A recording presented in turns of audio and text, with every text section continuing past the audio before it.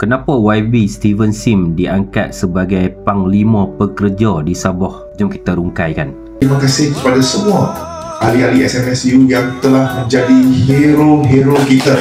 Pelaksanaan SLO ini adalah satu pengiktirafan kepada seluruh pekerja di negeri Sabah. Penantian dan perjuangan selama 20 tahun telah dinoktahkan. Rupanya dah 20 tahun pekerja-pekerja di Sabah dibiarkan tanpa pembelaan. Kerajaan Madani yang betulkan benda ni. Kali tak akhir dipindah Sabah Labour Ordinance pada tahun 2005. Alasan yang biasa dibagi, rumit, nak kena selaras dengan undang-undang sedia ada. Tapi tu semua tak membantutkan usaha YB Steven Sim untuk nak pindah walaupun kurang setahun beliau berada di Kesuma. Sebelum YB Steven Sim pindah, yang sebelum tu dianggap lebih ringan kepada majikan. Kadar OT lebih rendah, cuti bersalin lebih pendek, perlindungan kepada pekerja kontrak tak jelas.